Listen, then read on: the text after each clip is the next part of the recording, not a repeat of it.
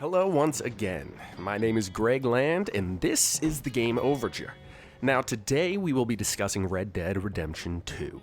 Now we still have just over a month until we can get our hands on this game, but Rockstar has recently been teasing out more and more content in the way of new screenshots highlighting the different members of the gang, gameplay trailers detailing specific pieces of the game's mechanics, and incredible footage of the world's locations and scenery as we start to finally figure out why they've been keeping their cards so close to their chest throughout this entire development process.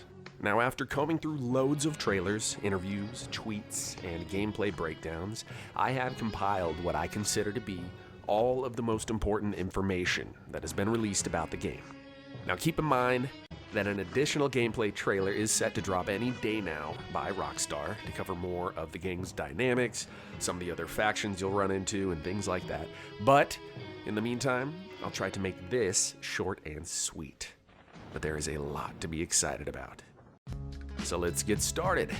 A quick recap for the foggy-minded. The first Red Dead Redemption came out in 2008, 2 years after the widely acclaimed GTA 4. Now, similar in style, the game was a narrative-driven RPG set in an open world. Now, the only problem was that much like most of the other open-world games, the effect was ultimately a massive canvas with not enough paint. Now, don't get me wrong, whatever they painted was amazing, and the rest of the world agreed. It won Game of the Year and was celebrated the likes around by critics of all kinds. And they even handed down a zombie-themed DLC not long after, where your protagonist, John Marston, had to go back through the now apocalypse-like wasteland, helping all kinds of citizens, and it was great. People ate it up. But the bar had already kind of been raised in terms of their storytelling in the world that they had set out to create, and of course people wanted more. But the result was not another sequel. It was Rockstar Games dropping GTA 5 3 years later to even more acclaim. And 5 years later, the game is still going strong, dropping like constant DLCs, running a fair and highly trafficked online store where people could purchase cosmetics and things like that. But many critics are even doubtful that this sequel to Red Dead could even possibly topple the throne that GTA 5 has held for that long. And after everything we've seen so far, there is no doubt in my mind that this game is about to shake up the industry in the way that open-world RPG genre moves forward from here on out. Now, this particular sequel takes place in 1899, some 12 or so years prior to the original game. Now, the society as a whole is beginning to modernize. So we're starting to see tons of railroads and technology in general starting to appear and connecting these towns that used to take days or weeks to travel between. So the days of the Old West are starting to disappear. And we will see this through the eyes of Dutch van der Linde's gang, who, if you don't remember, was part of the central plot of the first game. You played as John Marston and basically had to go hunt down members of your old gang, this gang, Dutch's gang. So we'll get to experience this through the eyes of a different character named Arthur Morgan. He's this protagonist, who I imagine will be kind of navigating the waters of his relationship with Dutch and the rest of the members throughout your playthrough. And it's your interaction with these members that will really define your story. It's already been confirmed that Arthur will be the only playable character in the single-player campaign. And unlike GTA 5's take, where you juggled 3 characters who had merging plot lines at various points of the story, and where you could freely switch from one to the other, the game's creators have decided instead to focus on showing this story through the eyes of a single protagonist. Now, the decisions you make as Arthur will influence the way others treat you and look at you as a whole, including those of your camp. So who you decide to help and not help will have far-reaching consequences and rewards, as I'm sure it won't be possible to make everyone happy during these changing times. Now, van der Linde's gang is constantly persecuted by the policing forces of these towns in a time when banditry and outlaws in general were being hunted down and ousted out of the region. So your camp will be forced to relocate, restructure, and resupply. And gang members may offer you opportunities to help the camp with subtle asides, not actual quests, but more vocal indications of your camp's needs. And this all happens in passing, just naturally as you move about the camp. Somebody may thank you for the deer you hauled in the day before, or recommend bringing in some more food if the opposite is the case. Each member will have their own professions and strengths, perhaps even services to offer, and they can be used in different ways around the world, like forming a small group to rob a bank, using one of the women to act as a damsel in distress, or perhaps seduce the guards to distract them. And the way you utilize your gang and interact with the world and its inhabitants will bring about unscripted moments and conflicts, rewards, and troubles. But Rockstar's aim is to obviously create a living and breathing world, one where the citizens live their lives and just react and adapt to everyone and everything, including you, as you kind of cut your path through the story.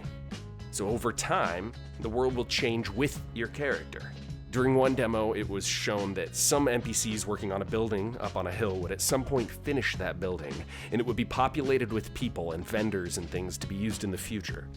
So you'll eventually start to see railroads and cities expanding and thriving all in real time as your story progresses at its own pace. And there are even rumors that you'll have to manage your character's hair as it grows, like in Witcher 3. And along the lines of management, there have been massive updates to the way your horse will work and your relationship with it. Rather than the classic dispensable mode of transportation, your horse, like the world, will be a living, breathing thing.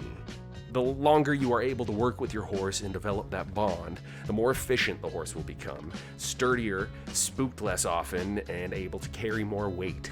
So your horse, of course, can be injured, it can get sick, it can die, and there are ways to cure the animal and stop that from happening, but there are now incentives to protect and take care of your horse. It requires daily grooming and feeding and protecting on your part, and no longer will you be able to just whistle infinite distances to call it to your side, but actually you have to have it within earshot. So you can imagine now a situation where your horse is killed and you have to march all the way back to the nearest town, leaving a bunch of gear behind, creating another unscripted part of your story in the game. The horse will be able to carry weapons and supplies, as well as animal carcasses from your hunts and other people's bodies when necessary. And horses will need to be broken and tamed and trained, or they can just be purchased from various ranchers. Now, there are also improvements to the wildlife AI. Life and death cycles with scavengers, predators, and prey, all literally feeding off of one another, and even taking kills left behind by players and NPCs. So carcasses left behind will eventually spoil and draw other predators and animals to the area. So that sort of dynamic ecosystem should keep the environments fun and engaging. Animals can be wounded and leave blood trails to be tracked. They can stalk and hunt and kill other animals and people. There are, of course, pack animals and non-pack animals that you'll encounter.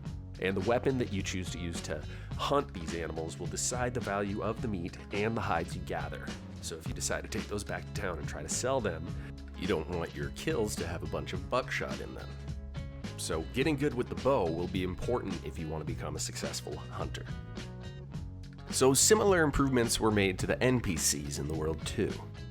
Now they too have day and night life cycles and react to their environments based on their characters' personalities and positions in the world.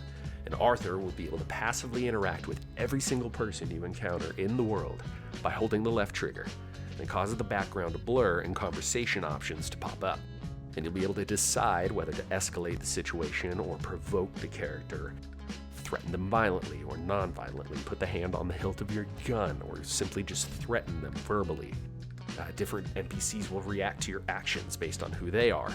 So a nervous baker who might let you steal everything in his shop because he's a coward might go differently than when you verbally threaten the two fishermen down at the river who don't take people talking to them like that lightly.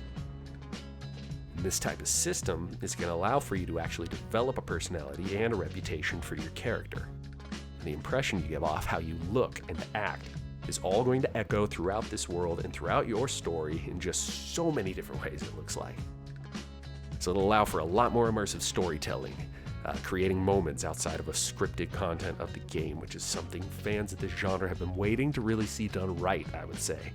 That was one of my big bones to pick with Horizon Zero Dawn and other games like that, where you didn't have as much influence in the dialogue options, and thus didn't have the ability to respond outside of whatever linear emotional option was available. Weapons have been revamped as well, with a ton of added nuances to the gunplay.